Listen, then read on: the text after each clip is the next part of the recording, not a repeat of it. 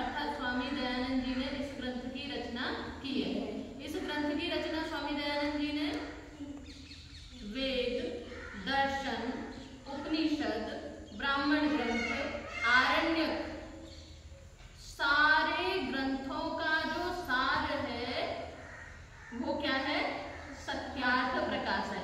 यदि हमें अपने संपूर्ण वैदिक वाङ्मय का सिद्धांतों का ज्ञान चाहिए तो हम मोटे तौर पर अच्छे से यदि सत्यार्थ प्रकाश को पढ़ लेते हैं तो हमें अपने पूरे वैदिक वाङ्मय का, अपनी सनातन संस्कृति, भारतीय संस्कृति का बोध हो जाता है। ये ग्रंथ, इसका नाम ही है सत्यार्थ प्रकाश। सत्य के अर्थ को बताने वाला, सत्य के स्वरूप का प्रतिपादन करने वाला ये ग्रंथ है, जिसकी रचना किसने की है? इधर से बोलो। किसने की है? सत्यार्थ प्रकाश। हाँ, स्वामी दयानंद सरस्वती जी ने इस ग्रंथ की रचना की है। और इस ग्रंथ में 14 समुल्लास है। क्या है? 14 समुल्लास। समुल्लास मतलब जैसे अध्याय नहीं होते हैं आपकी पुस्तकों में अध्याय होते हैं, उसी प्रकार से इस ग्रंथ में क्या है? 14 समुल्लास है। सम उल्लास, अच्छी प्रकार, जिनको पढ़ करके क्या है व्यक्ति के मन में क्या हो जाता है? उल्लास आ जाता है, प्रसन्नता आ जाती है। जब आप किसी समस्या में उलझे हुए हो, गणित का कोई सूत्र आपको निकालना नहीं आ रहा हो, कोई प्रश्न आपको समझ में नहीं आ रहा हो और फिर वो समझ में आ जाए तो कैसा लगता है? बहुत अच्छा लगता है। अच्छा नहीं लगता है? अंदर से बहुत उत्साह, बहुत उमंग, बहुत उल्लास, बहुत अच्छा लगता है। तो वो समुल्लास, यानी जब हमें सत्य का बोध होता है, जब हमें तथ्यों का बोध होता है तो हमें, हमारे अंदर प्रसन्नता का, उल्लास का संचार हो जाता है। तो इसीलिए स्वामी दयानंद जी ने इसका नाम रखा समुल्लास। जो अध्याय है उनका नाम क्या रखा है? समुल्लास। तो इनको पढ़ने से प्रसन्नता आ जाती है। तो हम 7वां समुल्लास पढ़ रहे थे, जिसमें क्या है? ईश्वर स्तुति प्रार्थना विषय जो है हमारा चल रहा था। अभी जो नए बच्चे हैं उनको अभी ये विषय पता नहीं है, आपको धीरे धीरे अलग से जो है इस विषय को बताएंगे। अभी बड़ी दीदियों के हिसाब से जो है हम पढ़ते हैं, आप भी इसको ध्यान से सुनिएगा, ठीक है? तो मंत्र है, आप शयनकालीन मंत्र बोलते हैं, उसमें अंतिम मंत्र है ओम शुशारथी रश्वानिव यन्मनुष्यान्ने नीयते विशुभिर्वाजिनः इव हृत्प्रतिष्ठं यदधिरं जमिष्ठं तन्मे मनः शिव संकल्पमस्तु। तो सुशारथी, सारथी जानते हो? महाभारत का एक पात्र है कर्ण। कौन है? कर्ण। कर्ण को किस नाम से जाना जाता है? दानवीर। सूत पुत्र कर्ण के नाम से। कैसे जानते हैं? सूत पुत्र। सूत पुत्र कर्ण। सूत यानी जो सारथी होता है, जो राजाओं के रथों को चलाता है। यानी एक प्रकार से आज की भाषा में कहें तो सारथी मतलब ड्राइवर। सारथी मतलब ड्राइवर। ड्राइवर तो सारथी, सारथी ड्राइवर का काम क्या होता है? गाड़ी को चलाना। अब गाड़ी को कहीं भी कैसे भी चलाना, गाड़ी को बड़े अच्छे प्रकार से चलाना। यानी जो उसके क्या बोलते हैं, जो उसका मालिक है, जिसने गाड़ी को हायर किया है, किराए पर लिया है, या उसकी अपनी स्वयं की गाड़ी है और उसने किसी चलाने वाले को रखा है, तो वो चालक को जैसे उसको इच्छा है कि मुझे दिल्ली पहुंचना है, मुंबई जाना है, अलीगढ़ जाना है, तो उस हिसाब से क्या है, उसकी इच्छा के अनुकूल उसको समय से स्थान पर पहुंचाना। कम से कम दच्चियां लगवाना, हिचकोले लगते हैं ना, मार्ग खराब होता है। तो सारथी की पहचान है, ये है अच्छा सारथी। सुसारथी का मतलब क्या है? अच्छा सारथी, अच्छा चालक। कई चालक होते हैं जो गाड़ी को कहीं भी ले जा करके ठोक देते हैं, उनको सही से निकालना नहीं आता है, भीड़ भाड़ में फंसा देते हैं।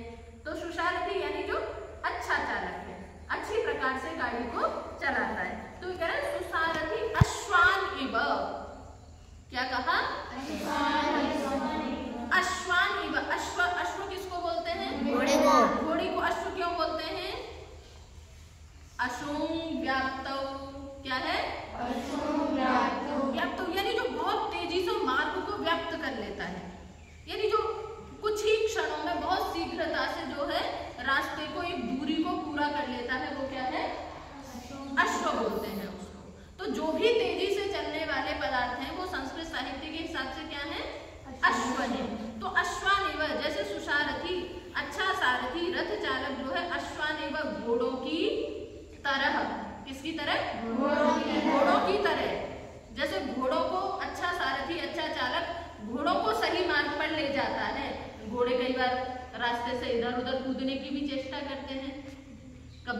अच्छी घास देखने दिखती है या सुंदर दृश्य दिखते हैं तो वो उधर भागने की कोशिश करते हैं, तो वो क्या करता है, लगाम को अच्छे से कस करके पकड़ता है। कभी कहाँ कसनी है, कहाँ हल्के से छोड़नी है, ये उसकी विशेषता होती है। वो अपने घोड़ों को बड़े प्यार से, मतलब प्यार से भी रखता है और धमकाता भी, उनका पूरा ख्याल रखता है। किसी भी पशु रखने वाले व्यक्ति को देखिएगा जो घोड़ों का पालन करते हैं, वो किस प्रकार से उनको ट्रीट करते हैं, किस प्रकार से उनकी देखभाल करते हैं। तो जैसे अच्छा सारथी क्या है, घोड़ों को अच्छे मार्ग पर, सुमार्ग पर सही प्रकार से ले जाता है। तो वही कहा अश्वानेव, घोड़ों की तरह। यन मनुष्यान ने नियते, मनुष्यान ने नियते, मनुष्यों को ले जाता है। कौन? किसकी चर्चा चल रही है? मन की चर्चा चल रही है। किसकी चर्चा चल रही है? तन्मे मनः शिव संकल्पवस्तु, वो मेरा मन शिव संकल्प वाला हो। तो ये मन क्या है, कैसे लेके गए?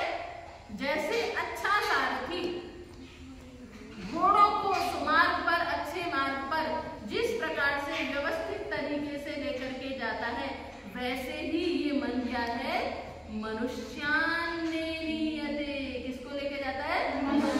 मनुष्यों को लेके जाता है। अभिशुभि, कैसे कैसे घोड़ों से लेकर के जाता है? अभिशुभि, बहुत शीघ्रगामी घोड़ों से, बहुत द्रुतगामी, जो बहुत तेजी से चलने वाले घोड़े हैं, ऐसे घोड़ों से जैसे अच्छा सारथी मनुष्यों को लेकर के जाता है, वैसे ही ये मन क्या है, वाजिनैव, वाजी शब्द भी घोड़े को बोलते हैं, है ना, वाजिनैव। और वाज जो है संस्कृत साहित्य में वाजम इति अन्य नामसु पठितम, है ना, वाजी यानी बल, अन्न से क्या आता है, बल आता है ना। तो जो बलशाली है, अन्नवादी, जिनके अंदर सामर्थ्य है, ऐसे घोड़ों से क्या है, बहुत शीघ्रगामी से जैसे सुसारथी मार्ग पर लेकर के जाता है, वैसे ही ये मन उतना ही द्रुत गति से, उतना ही तीव्र गति से जो है हम मनुष्यों को लेकर के जाता है। बहुत तेजी से जो है हमें अलग अलग स्थानों का भ्रमण कराता है। और कह रहा है हृत प्रतिष्ठम यदजिरम, जो कैसा है वो कहाँ है? हृत प्रतिष्ठम, कहाँ पर प्रतिष्ठित है, कहाँ पर स्थित है? हृत प्रतिष्ठम, कहाँ स्थित है? हृत प्रतिष्ठम, हृदय में स्थित है। और क्या? यद अजिरम, एक शब्द सुना होगा आपने, जरा, क्या होता है मतलब? बुढ़ापा। जीर्ण शब्द सुना है? बड़े कमजोर हो भैया। जीर्ण, जीर्ण, जरा, जीर्ण, यानी जो क्या है, कमजोर होता है। कमजोर व्यक्ति कैसे चलता है? धीरे धीरे चलता है। बुढ़ापा देखा है ना, बुढ़ापे में अभी तुम 1 मिनट में वहां से वहां पहुंच जाओगे, और यदि कोई बुजुर्ग आ जाए, बेचारे को वहां तक पहुंचने में कितने मिनट लगेंगे? कम से कम 10 मिनट लग जाएंगे पहुंचने में, क्योंकि वो क्या है, वृद्ध है, उसके अंदर शरीर में सामर्थ्य नहीं है। जब सामर्थ्य नहीं रहता है तो हमारी गति कैसी हो जाती है?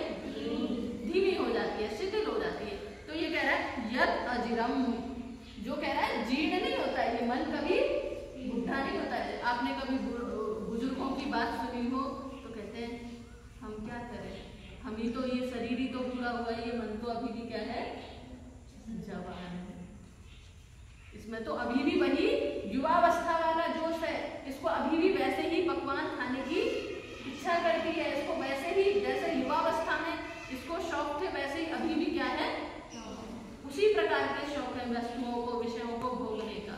पर शरीर क्या हो गया, बूढ़ा हो गया, शरीर साथ नहीं देता है। तो ये मन क्या है, वृद्ध नहीं होता है, इसकी गति तो अभी भी उतनी ही तीव्र है, दौड़ने वाली है। जैसे कोई बुखार में पड़ा हुआ हो, पड़े हुए होते हैं ना दिव्या जी, हाँ, फिर भी क्या है, खेलते हुओं को देख करके क्या करता है, खेलने का मन करता है, और हम उठ करके बिस्तर से दौड़ करके वहां आ जाते हैं। फिर हम नहीं देखते परिणाम यद अजिरम, जो क्या अजिर है, बहुत शीघ्रगामी है, बहुत शीघ्रता से जो है अत्यंत वेग वाला है, अत्यंत गतिमान है। जविष्ठम, जविष्ठम का मतलब बहुत वेगशाली, बहुत गतिमान, बहुत शीघ्रता से चलने वाला, ऐसा मेरा मन क्या है, सुसंकल्प वाला हो। अब यहाँ केवल इतने से बात नहीं बनेगी, क्योंकि यहाँ घोड़े शब्द विशेषण लिए थे कि जैसे सारथी क्या करता है, घोड़ों को लेकर के चलता है, यानी घोड़ों को नियंत्रित करता है। अब बताओ, मन यदि सारथी है तो घोड़े कौन है? आपके लिए प्रश्न, मन यदि सारथी है तो घोड़ा कौन? हम का मतलब क्या है? देखो पूर्वी जी ने सही उत्तर दिया है। घोड़े कौन है? इंद्रियां हैं। उन इंद्रियों को क्या है, वो नियंत्रण में रखता है कि आंख को कहाँ ले जाना है, कान को कहाँ ले जाना है, कौन सी बात सुननी है, कौन सी नहीं सुननी है। अच्छा, वो चार बैठे हुए चल के देख रहे हैं क्या बातें कर रहे हैं, होता है ना? जाओ सुन के आओ, देखो वो दोनों दीदियां बात कर रही है, क्या बातें कर रही है, करते हैं ना? रुका नहीं जाता है, उसको क्या करना है, रोकना है। यही है इंद्रियों को। अब देखो रसोई में जाके देखो, पता करते हो क्या बन रहा है ना? आज भोजन में क्या बनने वाला है, कौन कौन करता है इस प्रकार का काम, है ना? क्यों करते हैं? क्योंकि हमारी जो इंद्रियां हैं वो नियंत्रण में नहीं आ रही, तो इंद्रियों को क्या है, नियंत्रित रखना है। अब देखो अच्छा सारथी क्या करता है, एक मार्ग बताया है। क्या बताया है? एक मार्ग है, एक रास्ता है, उस पर यदि हमारी गाड़ी सही चल रही है तो सारथी क्या है, सही है। यदि उस मार्ग से गाड़ी फुटपाथ पर आ जाए, खेत में घुस जाए, तो क्या होगा, सारथी सही नहीं होगा, गाड़ी डैमेज हो जाएगी, गाड़ी टूट जाएगी, खराब हो जाएगी, ऐसा ही होगा ना? पहिया टूट जाएगा, हो सकता है जो चलाने वाला है उसको भी कहीं चोट आ जाए, हो सकता है जीवन से ही चला जाए। अब देखो मनुष्य को कौन से रास्ते पर ले जाना है, मनुष्य को किस मार्ग पर ले जाना है, बताइए। ईश्वर के मार्ग पर। और बताइए। हाँ, प्रियांशी जी ने बताया कि मनुष्य को किस मार्ग पर लेकर के जाना है, धर्म के मार्ग पर लेकर के जाना है। चार पुरुषार्थ हैं, धर्म अर्थ काम मोक्ष, ये चार पुरुषार्थ हैं जिसको हम पुरुषार्थ चतुष्टय भी कहते हैं। इस मार्ग पर मनुष्य को चलना है और इनके साथ में अर्थ काम मोक्ष के साथ में पहले किसको जोड़ा है, धर्म को रखा है। तो धर्म पूर्वक आचरण करना है। कैसे आचरण करना है? तो अच्छे सारथी की विशेषता क्या है, यानी हमारा मन अच्छा सारथी है, हमारा मन अच्छे मार्ग पर चल रहा है। ये हमें कैसे पता चलेगा? यदि हमारा मन हमें कहाँ लेकर के चल रहा है, धर्म के मार्ग पर लेकर के चल रहा है, अधर्म से हमें हटा रहा है। जिस क्षण हमारे मन में विचार आ रहा है, जाके देखिए आना गेट पर कौन आया है, अपने मतलब की कोई बात नहीं है ना, पर देख जाओ गेट पर कौन आया, करते हो ना, किसके घर से आए, किसका कौन आया है, होती है ना ऐसी प्रवृत्ति। देख जाओ दूसरे कमरे वाले क्या कर रहे हैं, यानी अपना कोई काम नहीं है, अपना कोई प्रयोजन नहीं है। देख उसका कपड़ा पड़ा हुआ है, छुपा कर दे, डांट पड़ेगी, इसको अच्छा लगेगा, करते हैं ना। यदि ऐसा हम करते हैं तो हम किसकी ओर जा रहे हैं, अधर्म की ओर जा रहे हैं। यदि हम किसी को हानि पहुंचाने के बारे में सोच रहे हैं, किसी को नुकसान पहुंचाने के बारे में सोच रहे हैं, या अन्य हमारे मन में किसी भी प्रकार का कोई कुविचार आ रहा है, तो अधर्म के पथ से क्या है, यदि धर्म के पथ पर चला रहा है तो हमारा मन कैसा है, सुशांत है हमारा मन। हाँ, यदि हमारा मन ये कह रहा है कि यज्ञ में थोड़ा देरी से चले जाएंगे, यज्ञ में शांति पाठ के बाद में चला जाएंगे, क्या हो जाएगा, है ना, कौन सा ऐसा दंड मिलेगा, तो निश्चित मानिए हमारा मन हमें कहाँ ले जा रहा है, पतन की ओर ले जा रहा है, अधर्म के मार्ग पर ले जा रहा है। हमारा मन धर्म के मार्ग पर चल रहा है, ये हमें कब पता चलेगा, हम प्रत्येक नियम में बिल्कुल समय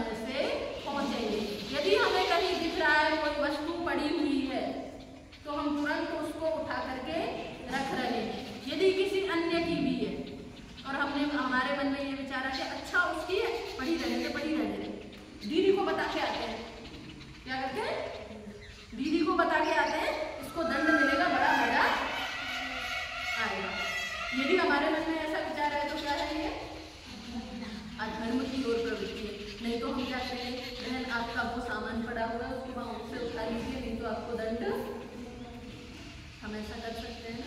या आपकी ये वस्तु वहां पड़ी थी, आप इसको संभाल करके रख लीजिए। दोनों में अंतर समझ में आ रहा है? और सामने वाले की जब आप उसकी वस्तु दोगे उसके मन में कृतज्ञता का भाव होगा ना, भाई आपने मुझे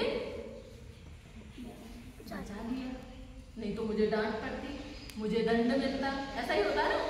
तो आपने सामने वाले के मन में कृतज्ञता का भाव होगा ना, एक तो आपने पुण्य बढ़ा लिया और दूसरा क्या है, आप अधर्म करने से बच गए। तो आप देखो छोटी छोटी सी बातों से, किससे, छोटी छोटी सी बातों से धर्म और अधर्म का बोध जो है हम कर सकते हैं। तो यहाँ पर वही कह रहे हैं स्वामी दयानंद जी, वह सब इंद्रियों को, क्या है, वह सब इंद्रियों को अधर्माचरण से रोक के धर्म के पथ में सदा चलाया करे, ऐसी कृपा मुझ पर कीजिए हे प्रभु। क्योंकि क्या किया जा रहा है, प्रार्थना की जा रही है। क्या की जा रही है, प्रार्थना। प्रार्थना किससे करते हैं, ईश्वर से।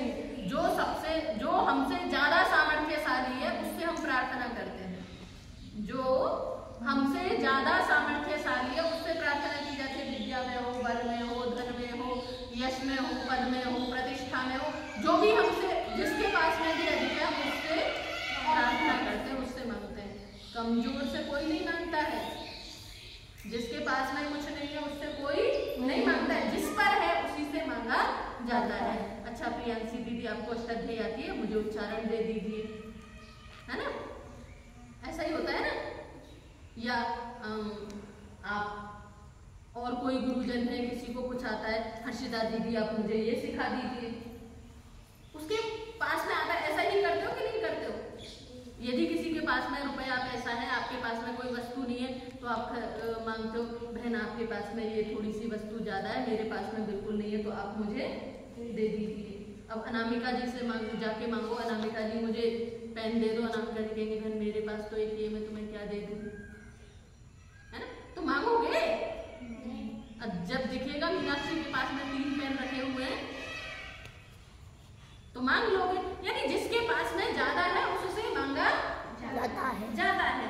तो सबसे ज्यादा किसके पास में है, ईश्वर के पास में। और हमें अधर्म से हटाने का सामर्थ्य, धर्म के पथ पर चलाने का सामर्थ्य भी किसके पास में है, ईश्वर के पास में। इसीलिए यह प्रार्थना किससे की जा रही है, ईश्वर से की जा रही है।